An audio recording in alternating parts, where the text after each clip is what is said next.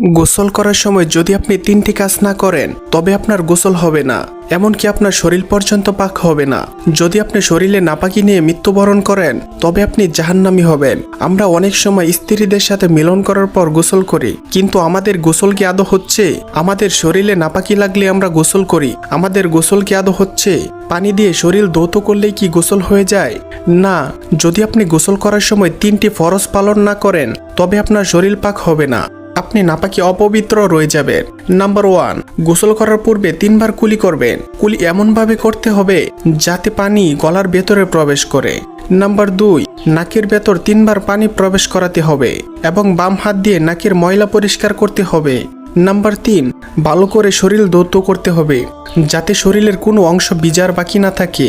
যদি এক চুল পরিমাণ জায়গা ভিজার বাকি থাকে তবে আপনার গোসল হবে না। এবং পরবর্তীতে আপনি কি সম্পর্কে ভিডিও চান কমেন্টে বলে যান।